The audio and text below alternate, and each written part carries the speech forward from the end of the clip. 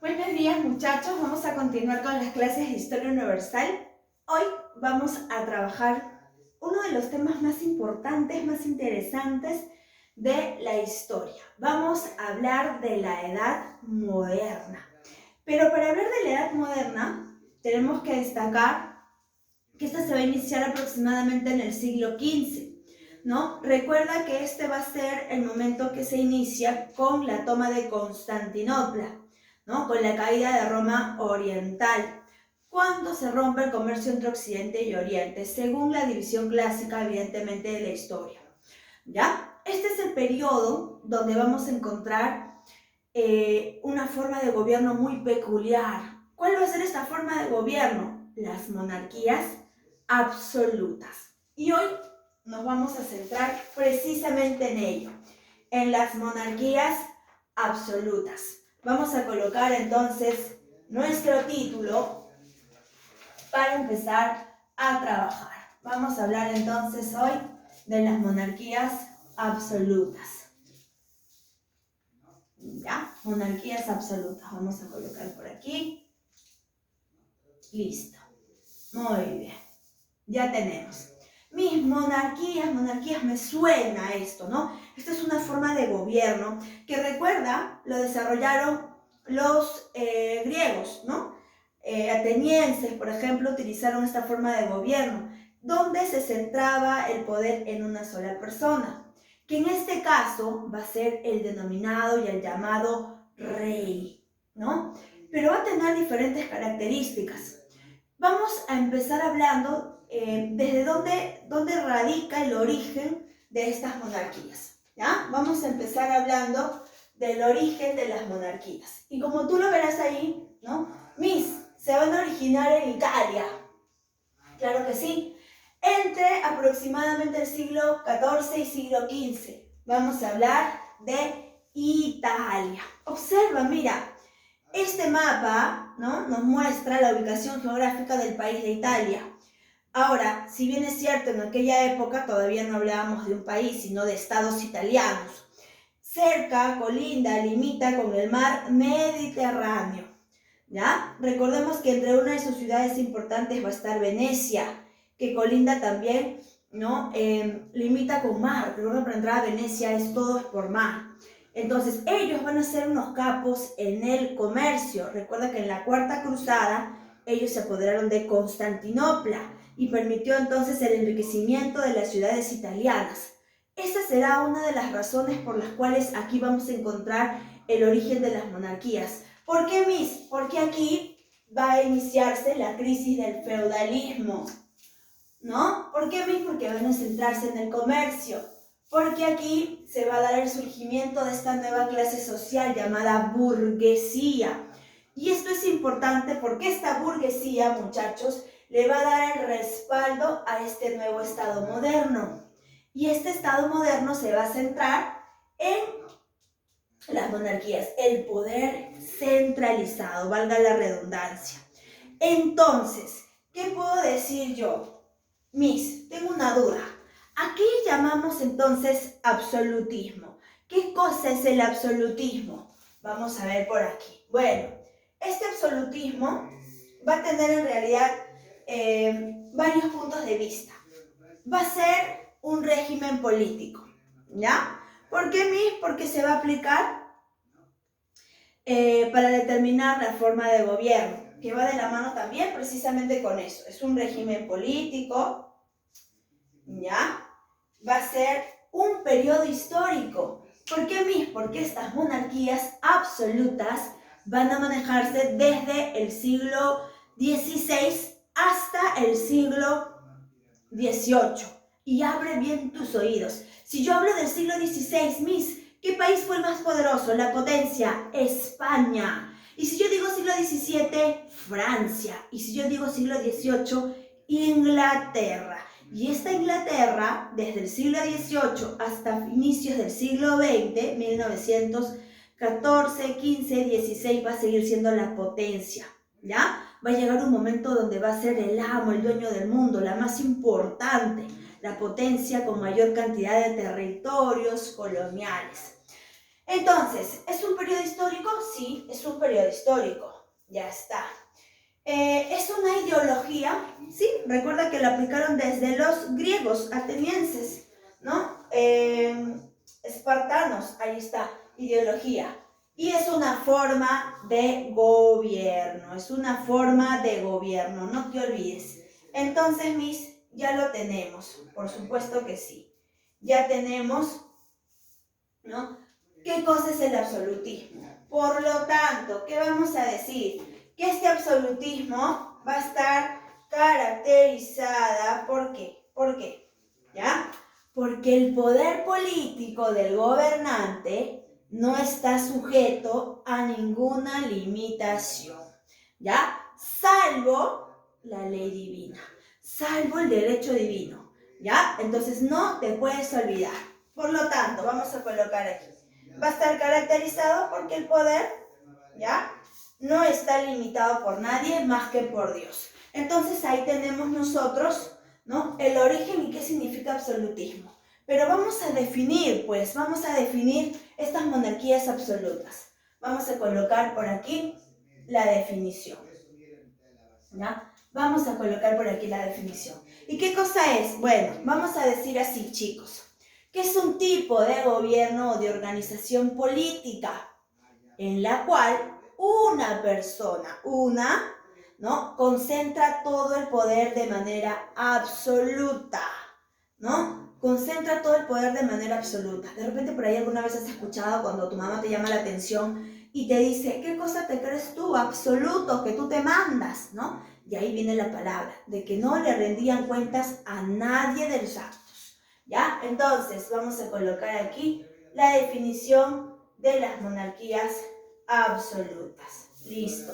Tipo de gobierno o de organización política en la cual una persona concentra todo el poder de manera absoluta.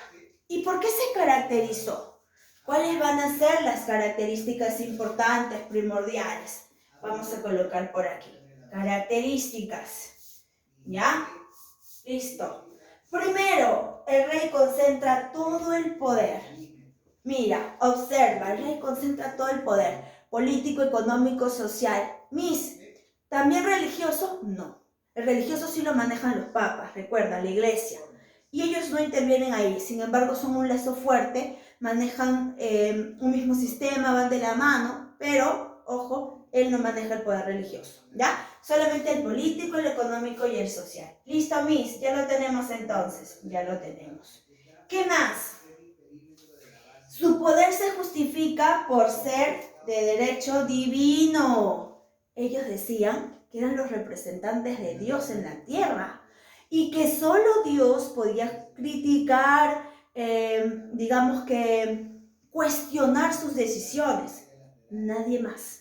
Solo Dios. Pero yo te pregunto, ¿a Dios tú lo escuchas, lo ves, no? Se presenta en tu casa, va, toma el té contigo. No, pero ellos van a utilizar esto. Ahora, evidentemente para nosotros los creyentes sabemos que Dios existe, ¿no? Por diferentes hechos, pero ya ellos van a aprovecharse de esto precisamente para tomar decisiones, muchas veces a favor solo de ellos, ¿ya? Entonces, el derecho divino, ¿no? Se justifica por ser divino.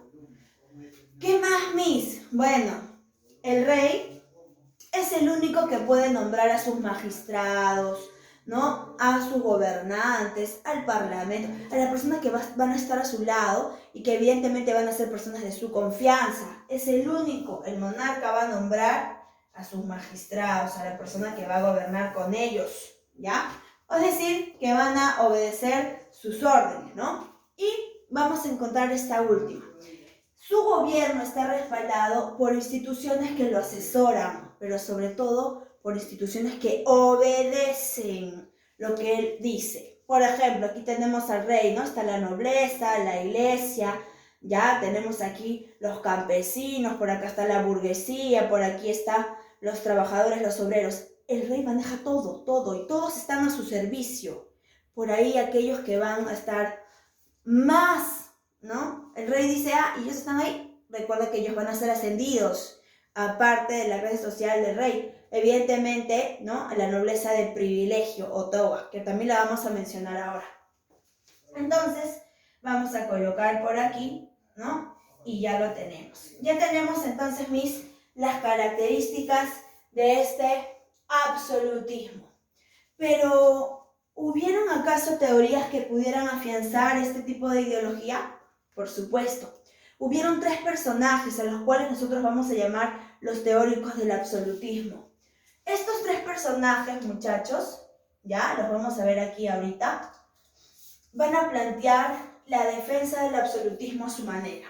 Por ejemplo, si yo digo Jean Bodin, este personaje, muchachos, decía que el rey debe gobernar sin ningún consentimiento. Es decir, yo no necesito la aprobación del pueblo, no necesito la aprobación de los papas, de la iglesia, no. Yo gobierno sin necesidad de que ustedes me den o no me den autorización, permiso. Eso va a decir Jean Bodin. El rey debe gobernar sin necesidad de ningún consentimiento. Entonces vamos a colocarlo por aquí. Ya está, listo, ya tenemos. ¿Cuál va a ser el otro personaje, Hobbes. Y Hobbes dice, bueno, las naciones van a prosperar siempre bajo una monarquía. Y esa es la verdad. Y va a ustedes a notarlo, se van a dar cuenta. ¿Habrá sido cierto? Bueno, en el siglo XVI fue cierto para España, en el XVII fue cierto para Francia y en el XVIII para Inglaterra. A diferencia de que Inglaterra en el XVIII ya aplica una monarquía, pero con otro rubro de tipo constitucional, con un parlamento a la mano. ¿Ya? Entonces Koch dice que las naciones prosperan bajo una monarquía. Listo, ahí está, no te vayas a olvidar. Y por último, Bossuet. Y Bossuet dice, bueno, las monarquías son la forma de gobierno más natural que existe. Son la forma de gobierno más natural que existe. Esto va a decir Bossuet. Ya está, ya lo tenemos aquí. Entonces estos 3 van a ser los teóricos del absolutismo. El rey debe gobernar sin ningún consentimiento, las naciones prosperan bajo una monarquía y es la forma más natural de gobernar. ¿Listo, Ya lo tenemos. Ya tenemos el aspecto político bien cimentado entonces por estos teóricos. Pero no todo fue aspecto político. Muchachos, vimos nosotros ya también un aspecto económico que va a estar, digamos, ligado al tipo de gobierno de las monarquías. Vamos a hablar de una nueva política económica. Esta nueva política económica la vamos a pegar por aquí, ¿ya? Nueva política económica, listo, ya está.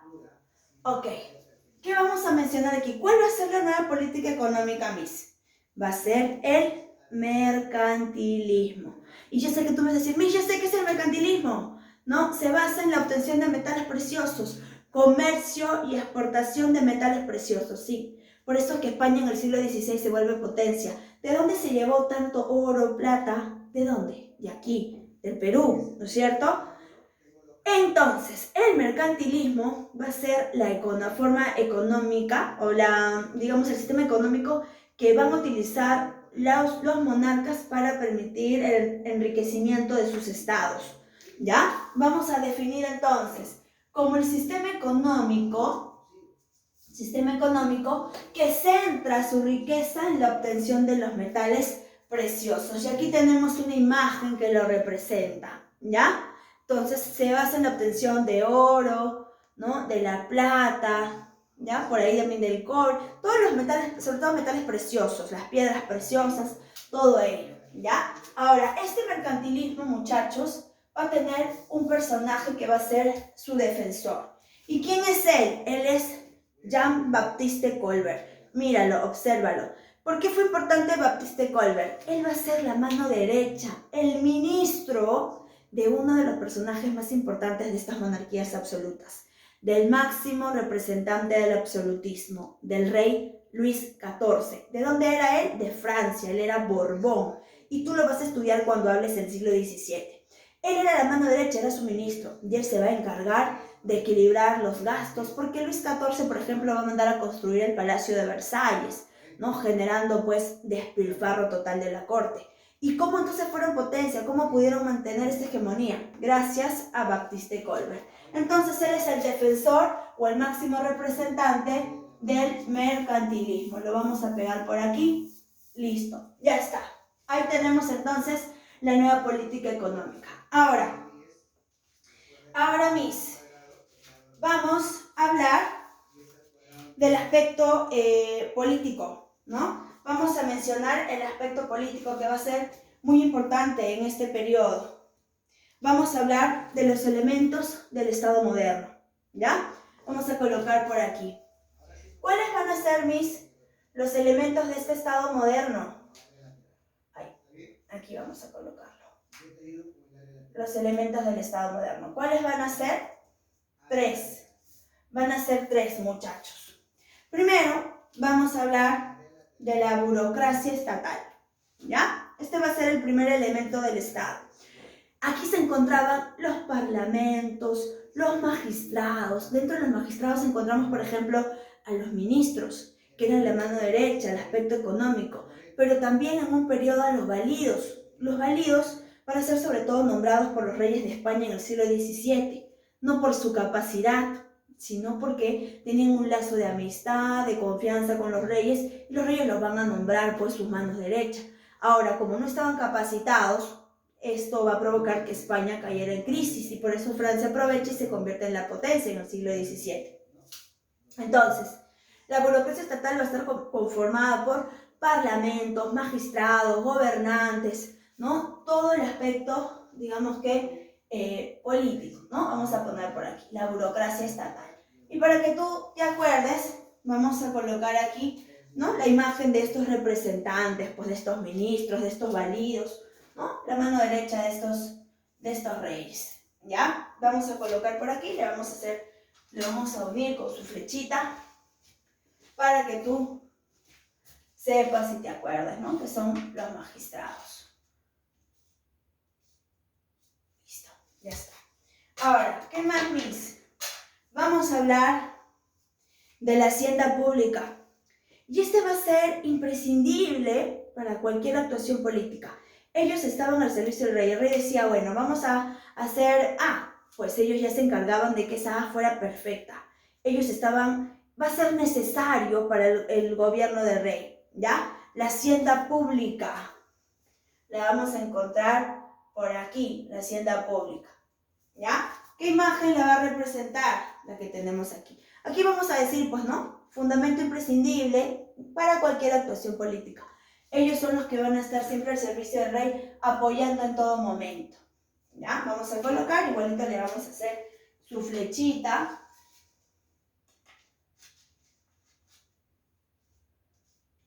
Listo. Y por último, vamos a hablar del ejército. Este va a ser un cuerpo armado muy estable que están al servicio exclusivo del rey. Tenían que poner por encima incluso su vida, por encima de, su vida por debajo de la vida del rey. ¿Ya? El rey está primero que todo. Entonces, aquí colocamos al ejército, ¿no? Y aquí vamos a colocar, pues, a la imagen, ¿no? De este cuerpo armado estable de aquellos años. Listo. Ya está. Listo, muchachos. Ahí lo tenemos entonces. ¿Ya? Los 3 elementos del Estado moderno. Y para terminar, vamos a hablar nosotros, ¿ya? Del aspecto social, porque no podemos dejarlo de lado, ¿no? No podemos dejar de lado el aspecto social. Vamos a hablar de la sociedad moderna. Muchachos, esta sociedad moderna va a ser denominada una sociedad estamental. ¿Qué quiere decir esto, Miss? Que va a estar conformado por 3 estados, ¿ya? 3 estados importantes. ¿Cuál va a ser este? Vamos a hablar del primer estado, ¿ya? Este primer estado, muchachos, vamos a colocarlo por aquí. Este primer estado va a estar conformado por la clase alta, es decir, por la nobleza, ¿ya?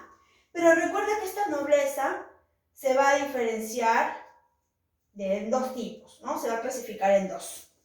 La nobleza de sangre, ¿ya? Que van a ser todos aquellos que han nacido en cuna de oro, ¿no? Es decir, todos aquellos que son de sangre azul, como les llamaban ellos. A la cabeza, ¿quién va a estar siempre? A la cabeza va a estar el rey, siempre va a estar el rey, ¿ya? Y la clase alta, pues, va a estar conformada por la familia real, esta nobleza de sangre, la familia real, la familia del rey, ¿ya? Vamos a poner aquí, entonces, la nobleza de sangre. Pero también vamos a encontrar la nobleza de privilegio, o también llamada nobleza de toga. ¿Y quiénes son ellos? Bueno, ellos van a ser los que están al servicio exclusivo del rey, los que le sirven al rey, y entonces van a ser ascendidos con un título, como conde, burgués, ¿no? Ellos van a ser de la nobleza de privilegio, de toga, ¿ya? Muy bien, entonces ahí tenemos al primer estado. ¿Cuál va a ser el segundo estado? El segundo estado, ¿ya? Va a estar conformado, vamos a colocar aquí, segundo estado, ¿ya? Va a estar conformado por, vamos acá, ¿ya?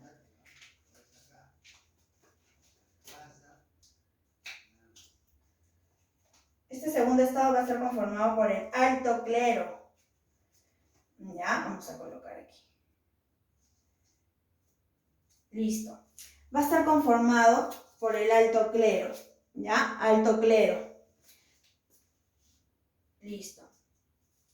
¿Quiénes son ellos? Bueno, el papa, el arzobispo, el obispo, el cardenal, todos aquellos que pertenecían a la clase alta de la iglesia, ¿no? Nosotros ya vimos en algún momento la sociedad dentro de, o la organización social dentro de la iglesia. Entonces, estos dos, el primer estado y el segundo estado, van a ser llamados los privilegiados. ¿Por qué? No pagaban impuestos. Y van a vivir de aquellos que no son los privilegiados. Del llamado tercer estado, ¿ya? Tercer estado. Entonces, este tercer estado va a tener un nombre especial, muchachos. ¿Cómo se le va a llamar? Estado llano. Estado llano, ¿ya? Tercer estado, entonces, o estado llano. Y ellos no van a ser otros más que el pueblo. El pueblo. Ellos van a ser el pueblo. ¿Y quiénes conformaban el pueblo en aquel entonces, Miss? Primero, el bajo clero. Quiere decir, ¿no? Quiere decir los párrocos, ¿no? Los que estaban en un seminario, ¿no? Ellos, el bajo clero, ¿ya? El bajo clero. ¿Quién más, Miss? La burguesía, es decir, los profesionales, los comerciantes, los que tenían dinero por ahí, pero no tenían un apellido, prestigio, ni estaban al servicio del rey, ¿no? La burguesía. Y, por supuesto, no podemos dejar de lado los campesinos, aquellos que trabajan la tierra. Recuerda que todavía manejamos un sistema feudal, todavía existe el feudalismo en Europa. Entonces, aquí hablamos de los campesinos. Tres, rubros dentro del pueblo. Entonces, ellos son los no privilegiados. ¿Y por qué, Miss? Ellos son los que trabajan, los que pagan sus impuestos para que ellos vivan con todos los lujos y las comodidades. Entonces, así tenemos la sociedad estamental. No te vayas a olvidar. Entonces, retomamos, mira, forma de gobierno donde el poder radica en una sola persona. ¿Quiénes lo defienden este tipo de gobierno? Bodin, Hobbes, Bossuet. El rey debe gobernar sin ningún consentimiento. Todas las naciones prosperan bajo una monarquía y es la forma más natural de gobernar. Todo se justifica por el derecho divino, el rey concentra todo el poder, por lo tanto nombra a sus magistrados y tiene a sus órdenes e instituciones que lo asesoran y lo apoyan. En el aspecto económico sobresale el mercantilismo, los elementos del Estado, no te olvides, burocracia estatal, hacienda pública, ejército. En la sociedad moderna encontramos dos grupos, los privilegiados por el primer estado y segundo estado, nobleza y alto clero, no privilegiados, el tercer estado o estado llano, que no es más que el pueblo. ¿Qué queda para ti? La página 203. Queda ahora hazlo tú, 1, 2, 3, 5, 6, 7, 8, 9, 12, 13. Vamos a colocar por aquí tu tarea. Y entonces, conmigo será hasta una próxima oportunidad.